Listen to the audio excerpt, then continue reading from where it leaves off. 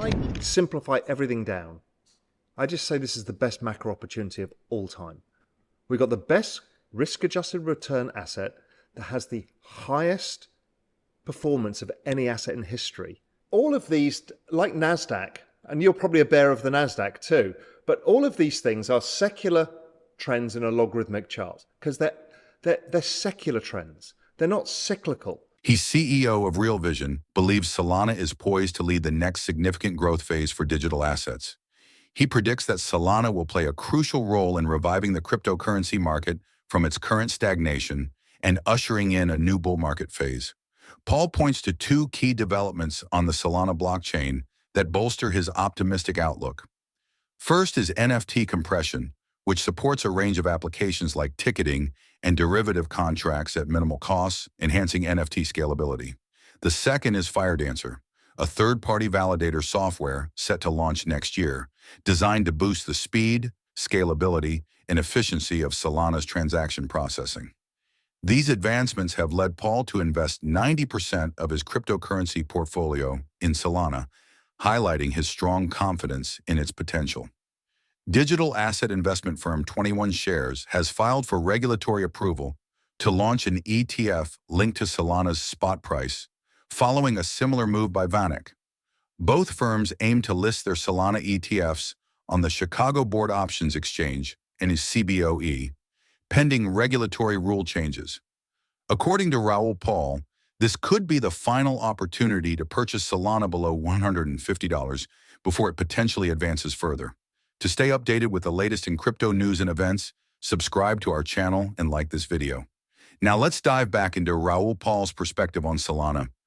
The workforce is shrinking, population growth is slowing down, it's slowing down GDP growth, so there's not enough GDP growth to pay or service the amount of debts out there. And what we found since 2008, that the answer to this debt issue has been printing of more money, debasement of currency. People think of it in terms of, at first they think it's going to be inflation, as in the price of CPI goes up, but it's actually not. It's actually something much worse, is wages don't rise, but assets go up, because optically you're debasing the currency. Your future self is getting poorer because assets are all about storing wealth for future deferred consumption. But what's happening is you can't afford as much of that now. And so your future self is in fact poorer. So a classic example is a 35-year-old now in the United States, getting married, having kids. A house is very expensive now. Compared to when Peter and I were young, it was relatively cheap, 3 times incomes. Now it's like 10 times incomes. So there's no real way of getting up the ladder. The equity market is much more expensive. Your kind of percentage share of the S&P is so much less. So the advantages that your parents had are not available to you.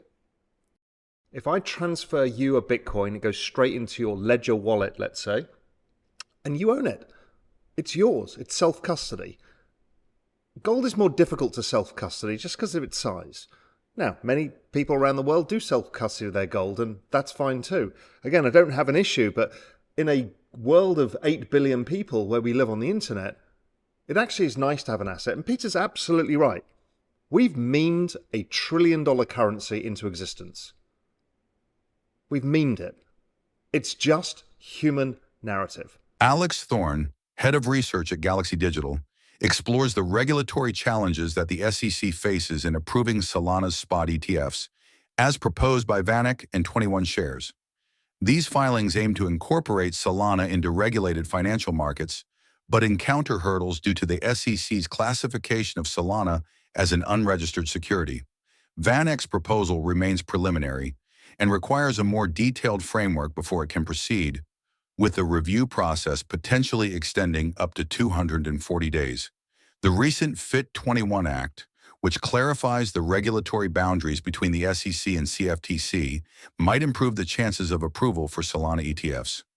Thorne commends VanEck's proactive approach amid evolving regulatory landscapes.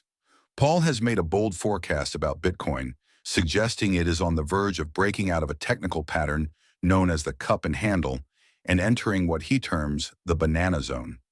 This banana zone describes a period of rapid and extreme price surges in the cryptocurrency market, characterized by exponential gains, widespread euphoria, and high volatility, though it is usually short-lived. The cup and handle pattern, a classic technical analysis chart, typically indicates a bullish continuation, resembling a cup with a rounded bottom and a handle formed through a period of consolidation. A breakout from this pattern often signals a significant upward movement, which Paul believes could drive Bitcoin into the banana zone. Bitcoin advocates argue that its decentralized nature, fixed supply, and blockchain technology position it as a potential global currency, offering frictionless transfers and protection from currency debasement, unlike traditional assets like gold.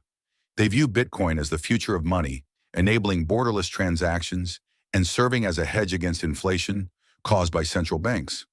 The launch of several Bitcoin ETFs has also sparked new structural demand for the asset. Paul highlights Bitcoin's strong performance across various timeframes and counters the claim that Bitcoin lacks intrinsic value by emphasizing the role of narratives in financial markets.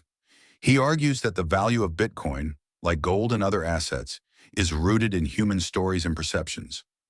Critics of Bitcoin point to its volatility, regulatory uncertainties, technological challenges, and lack of intrinsic value. While Bitcoin may be challenging to hold during severe downturns, investors have been rewarded for their perseverance.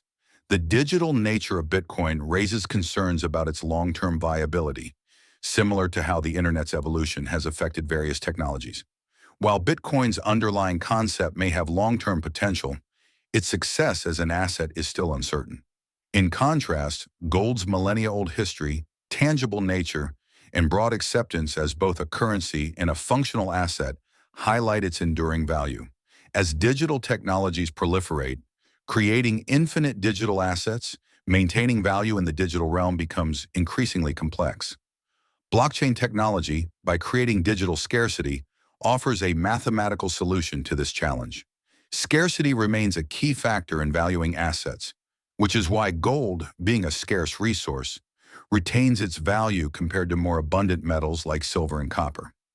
The blockchain's ability to create scarcity in the digital world addresses this issue, establishing a foundation for valuing digital assets.